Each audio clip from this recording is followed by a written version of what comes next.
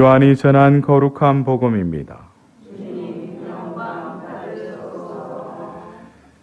그때 갈릴레아 카나에서 혼인잔치가 있었는데 예수님의 어머니도 거기에 계셨다. 예수님도 제자들과 함께 그 혼인잔치의 초대를 받으셨다. 그런데 포도주가 떨어지자 예수님의 어머니가 예수님께 포도주가 없구나 하였다. 예수님께서 어머니에게 말씀하셨다. 여인이시여, 저에게 무엇을 바라십니까? 아직 저희 때가 오지 않았습니다. 그분의 어머니는 일꾼들에게 무엇이든지 그가 시키는 대로 하여라 하고 말하였다. 거기에는 유다인들의 정결례에 쓰는 돌로 된 물독 6개가 놓여 있었는데 모두 두세 동이들이었다. 예수님께서 일꾼들에게 물독에 물을 채워라 하고 말씀하셨다. 그들이 물독마다 가득 채우자 예수님께서 그들에게 다시 이제는 그것을 퍼서 과방장에게 날라다 주어라 하셨다. 그들은 곧 그것을 날라갔다. 과방장은 포도주가 된 물을 맛보고 그것이 어디에서 났는지 알지 못하였지만 물을 퍼간 일꾼들은 알고 있었다. 그래서 과방장이 신랑을 불러 그에게 말하였다. 누구든지 먼저 좋은 포도주를 내놓고 손님들이 취하면 그보다 못한 것을 내놓는데 지금까지 좋은 포도주를 남겨두셨군요. 이렇게 예수님께서는 처음으로 갈릴레아 카나에서 표징을 일으키시어 당신의 영광을 드러내셨다. 그리하여 제자들은 예수님을 믿게 되었다. 주님의 말씀입니다.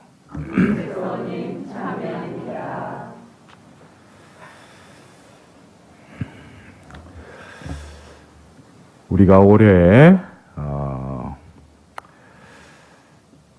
교회 안에서도 우리는 파티마 성모님의 100주년을 또 맞이하는 동시에 또 이 교회의 주인이신 그 성령의 또 은사적 무브먼트가 일어난 지 50주년을 또한 맞이하는 해였습니다. 더불어서 올해는 역사적으로 16세기에 프로테스탄트 어떤 교회를 저지하는 또 개혁하는 이들에 의해서 또 프로테스탄트가 생겨게 된 지 이제 500주년이 이제 되는 해이기도 합니다. 그래서 올해는 또 성령 세신, 또 성모님 발현, 더불어서 마틴 루터에 의해서 또 시작된 이 종교개혁 500주년을 맞이하는 해이기도 했습니다.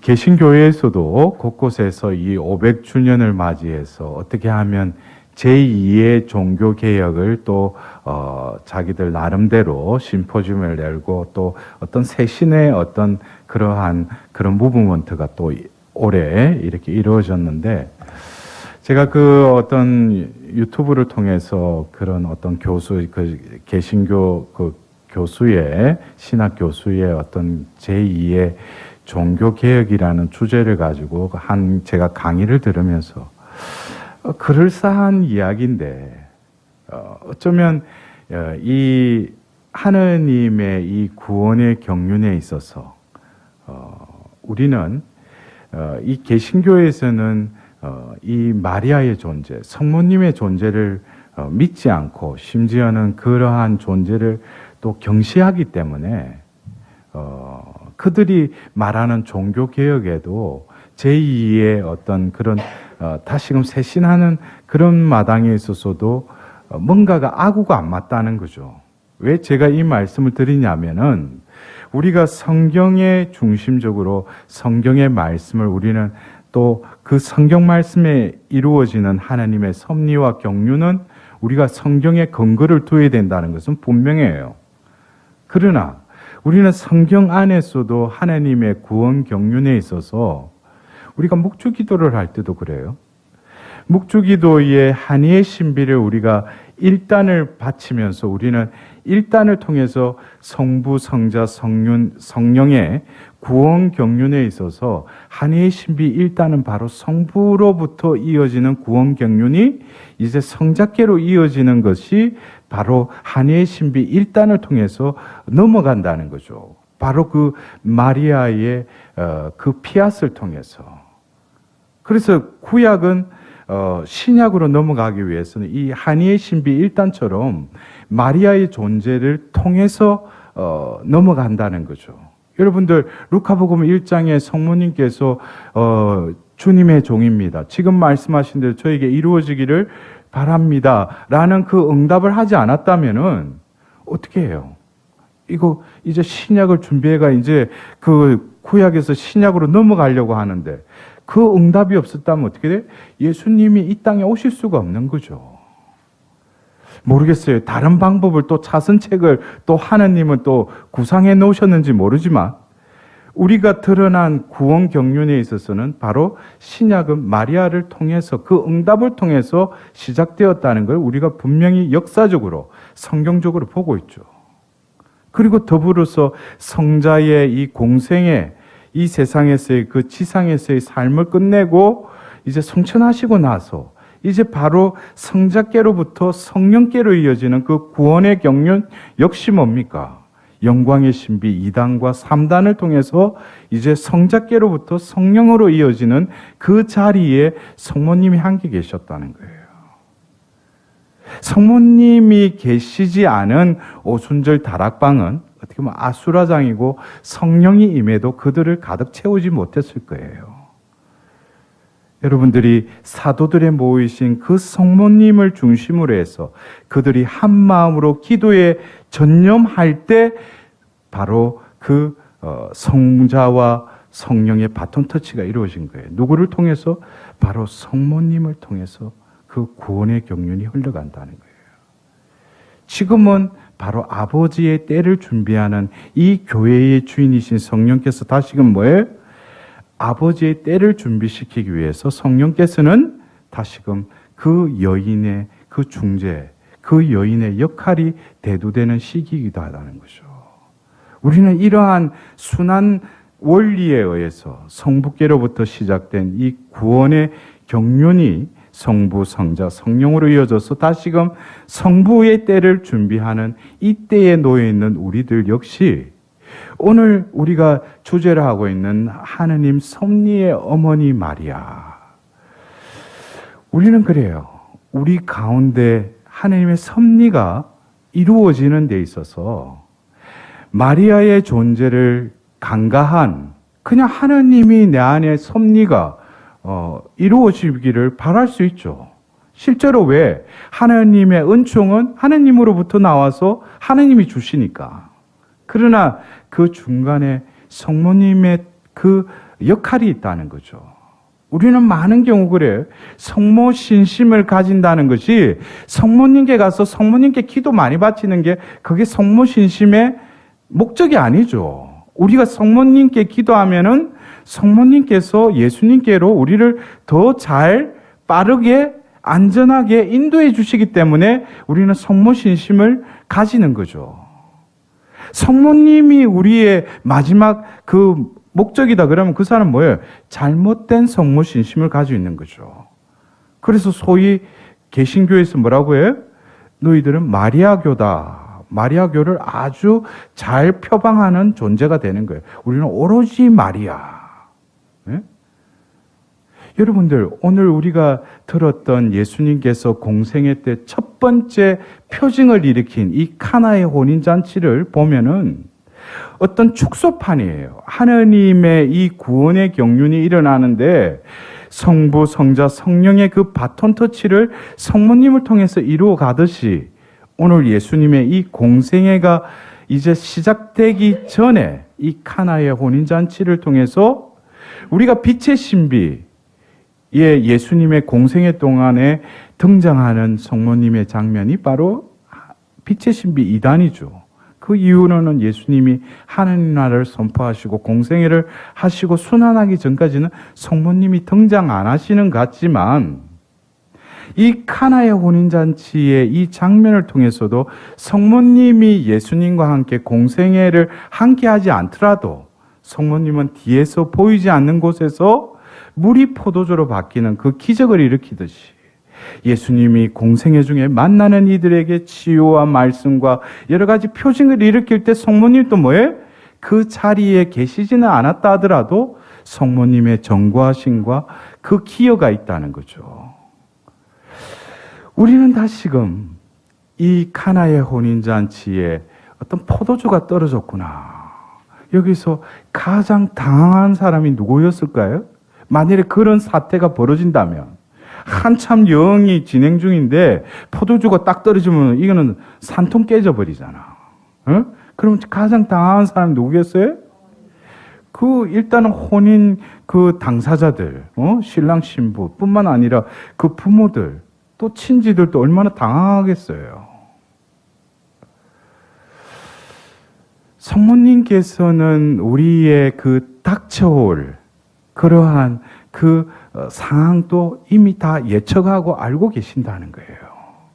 그러나 우리가 감지하는 이 현실적인 그 상황 속에서 우리는 성모님께 계속 기도를 해요. 그런데 성모님은 눈에 보이는 발등에 떨어진 그 상황보다도 닥쳐올 그 미래의 어느 때에 이루어지고야 말 그 상황을 이미 성모님은 알고 계신다는 거죠. 그것을 예비하게끔 하시는 것도 성모님이 세계 곳곳에서 나타나셔서 발현하셔서 메시지 주는 것은 현실적으로 너희들이 겪고 있는 문제를 해결책을 주는 것이 아니라 닥쳐올 어떤 재난과 전쟁과 여러 가지 위험을 뭐예요? 성모님은 미리 보시고 그것을 예측하시고 너희들 준비하라고 말씀하시는 거예요. 그냥 임기응변으로 내 현실에 어떤 문제가 있으니까 덜어달라는 게 아니고, 그렇다면 우리에게 다가올 미래는 뭐예요? 바로 구원을 앞두고 너희들에게 가장 필요한 것이 무엇인지를 성모님은 알고 계신다는 거예요. 그 혼인잔치를 주관하는 이들에게 있어서 포도주는 어찌 보면 없어도 돼요. 그러나 그 자리에 필수 불가결한 또 술이기도 하죠. 그것이 전반적인 게 아니죠. 사람들이 당황하고 전체적인 어떤 기쁨과 평화가 깨어지는 걸 이미 보시고 뭐예요? 성모님은 포도주가 없구나라고 예수님께 먼저 말씀을 드린다는 거예요. 포도주가 목적이 아니라는 거죠. 여러분들 알아듣겠어요? 우리는 성모님께 어떤 걸 할 때 눈에 보이는 그것을 그냥 구해요. 그것을 뛰어넘는 성모님의 어떤 예경과 성모님의 비유를 우리는 알아차려야 돼요. 왜 나에게 현실적으로 이런 문제가 생기는가? 그 안으로 들어가 보면 내 잘못과 죄가 골마 터지기 직전이라는 거죠. 근데 그 죄는 보지 못하고 뭐예요? 눈에 보이는 그것만 해결해 달라고 미사 지향 넣고 9일기도 지향 바쳐요. 성모님 마음이 아프신 거예요. 여러분들 오늘 이 첫도 신신미사도 뭐예요? 티 없으신 마리아 성심의 그 마음을 아파해드린 것에 대한 나의 죄와 인류의 죄를 보속하는 그 취향으로 봉헌하는 거예요. 내 뭘 얻기 위해서 이게 미사에 참여하는 게 아니에요. 그러면은 이것이 나와 어떤 이득이 있는가? 티 없으신 마리아 성심에 그 아프게 해드린 거 결국에는 들어가 보면은 뭐예요? 결국 하나님의 관계도 일그러져 있어요. 그것을 알아차리게 하기 위해서 성모님이 목적이 아니라 우리가 성모님을 마음에 아프게 해드렸다는 것은 하나님과의 그 관계 속에서도 뭔가가 맺어져 있고 뒤틀려 있다는 거예요. 그래서 성모님의 그 마음을 아픈 것을 우리가 성찰하고 그것을 죄를 고백할 때 결국 성모님은 뭐예요? 하나님과 나와의 관계, 우리의 관계, 인류의 관계를 뭐예요? 회복시키고 화해시킨다는 거죠. 그 원리를 알아들어야 돼요. 여러분들 포도주가 떨어졌구나라고 했지만 예수님은 통명스럽게 말씀하시지만 어떻게 성모님께는 바로 또 뭐예요? 이미 예수님을 낳으셨고 예수님과 함께 하셨고 예수님의 마음과 일치된 성모님은 겉으로 드러난 통명스러운 그 예수님의 말씀의 그 뜻을 알아차려요. 그리고 그것을 어떻게 예비시키죠. 준비시킨다고요. 누구들에게? 하인들에게. 여기서 중요한 것은 성모님이 물을 포도주로 바꾸게 하는 게 아니라 예수님만이 그 은총의 중재자로서 물을 포도주로 바꾸게 하는 장본인이지 성모님이 뭘 이렇게 움직이시는 게 아니라는 거죠. 성모님 뭘 뒤에서 그거를 암묵적으로 드러나지 않게끔 준비시키시는 거예요. 여러분들 이것은 성모님의 어떤 기적들, 눈에 보이는 그것만 쫓아가는 사람은 아직까지 뭐예요? 성모님의 깊은 그 성심에 도달하지 않은 사람은 뭐예요? 성모님께 자꾸 눈에 보이는 그것만 쫓아다녀요. 성모님은 드러나지 않으셔요. 성모님은 뭐예요? 늘 하느님 곁에 머무를 뿐만 아니라 하느님 안에 숨어 계셔요. 그래서 하느님 안으로 들어가면 들어갈수록 뭐예요? 성모님의 존재를 더욱 뚜렷하게 관망할 수 있고 만날 수 있어요. 성모님은 당신의 존재를 드러내시지 않는다는 걸 여러분들 분명히 알아들으셔요. 그리고 성모님은 뒤로 물러나셔요. 그리고 그 하인들이 바로 예수님의 그 시키는 대로 하도록 계속 뭐예요? 그들을 위해서 기도하고 계셔요. 그들이 그 물도덩이에 물을 부을 때, 또 그 채워진 그 물도덩이를 옮길 때 성모님은 그 자리에 그들과 함께 하지 않더라도 그들을 위해서 기도하고 계셔요. 뒤에 보이지 않는 성모님의 그 기도를 우리는 이 하인들의 움직임에서 알아차려야 돼요. 이것은 결국 뭡니까? 우리가 성모님께 구일기도를 바치고 성모님께 정구를 청할 때는 중요한 것은 예수님이 시키는 것을 따라야 된다는 거예요. 성모님은 예수님의 그 말씀에 순종하기를 바라는 거지 성모님이 당신 뜻에 따르라는 게 아니에요. 여러분들 성모님이 발현하셔서 그 아이들에게는 직접 나타나셨으니까 자신의 메시지를 주기도 하고 어떤 때는 그 어떤 지시사항을 내리시기도 하지만 성모님께서는 결국 뭐예요? 예수님에게 순종하고 예수님의 뜻대로 살도록 뭐예요? 우리를 계속 제쳐가시죠. 왜 그래요? 그것은 성령의 정배이기 때문이에요. 성령 역시 성령 스스로가 당신을 드러내지 않죠. 성령께서는 뭐예요? 예수님께서 말씀하신 거, 가르치신 것을 뭐예요? 우리의 영을 통해서 가르치시고 깨닫게 하시고 다시금 우리를 통해서 뭐예요? 그 예수님의 그 말씀과 행적을 뭐예요? 다시금 드러내는 자로 우리를 재촉하시고 우리를 계속 움직이시죠. 그분이 누구셔요? 그분이 바로 성령이셔요. 그래서 요한의 그 편지에도 뭐예요? 예수님을 증거하는 분은 누구예요? 예수님의 피와 물 성령이라고 그랬어요. 증거하시는 분이죠. 성모님도 뭐예요? 사도이시죠. 그러나 그 사도는 결국 뭐예요? 예수님을 드러내는 거지 당신 자신을 드러내는 게 아니라는 거예요. 우리가 참 안타까운 것이 성모님의 그 모습을 바라보면서 성모님의 그 태안에 잉태되고 낳으셨지만 없지만 우리는 성모님을 바라보면 바라볼수록 그 안에 일치되어 있는 예수님의 존재를 우리는 관망하고 관상해야 돼요. 그럴 때 성모님을 제대로 보는 거죠.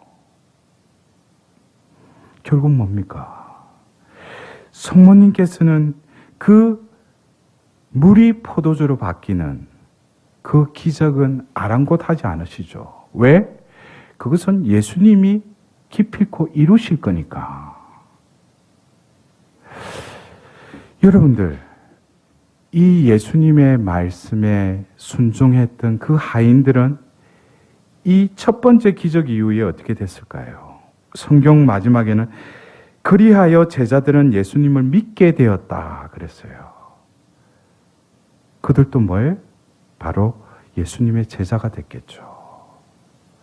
여러분들, 우리는 존재론적으로 예수님과의 어떤 관계를 수립하기보다는 뭐에?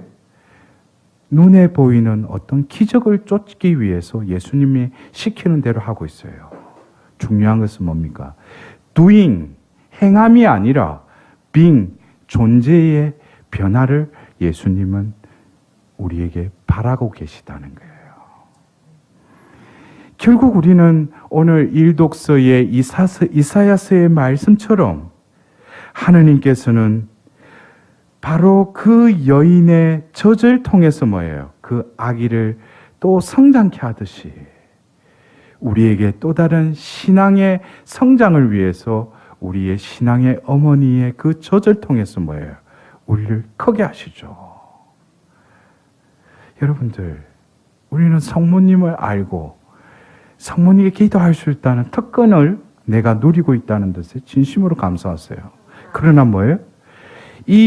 오늘 우리가 기리는 이 하느님 섭리의 어머니시라는 거 드러나지 않으면서, 그러나 뒤에서 아주 힘있는 그 기도로서 예수님의 뜻이 이루어지도록 끊임없이 우리와 함께 하실 뿐만 아니라 기도를 하시는 분이 바로 어머니이신 하느님 섭리의 어머니이신 마리아임을 우리는 다시금 오늘 이 한 달에 한 번 성모 신신 미사에 참여하면서 다시금 어머니의 그 성심을 아프게 해드린 것에 대해서 오늘 하루만이라도 성찰하고 고백하고 묵주의 신비를 묵상하고 묵주기도를 바치면서 미사에 참여해서 영성체를 할 때 결국 뭐예요?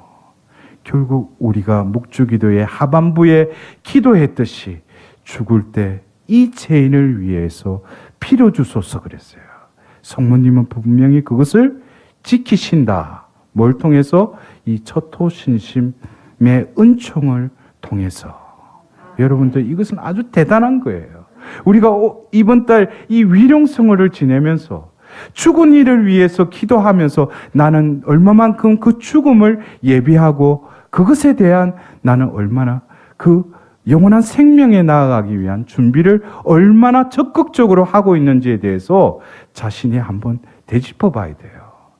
그냥 살기 위해서, 노후에 어떤 즐기기 위해서, 누리기 위해서 그것이 아니라 죽음을 내가 얼마나 적극적으로 지금 준비하고 있는지, 그것이 더 내 삶의 시계의 비중을 차지해야 됨을 우리는 위령성을 다시금 우리의 삶을 재정비하고 전례력으로 이 마지막 이 한 달을 제대로 지내면서 다가오는 새해를 허락해 주시도록 하나님께 다시금 자비를 구하는 자비의 달이 될 수 있도록 하나님께 자비를 구하도록 합시다.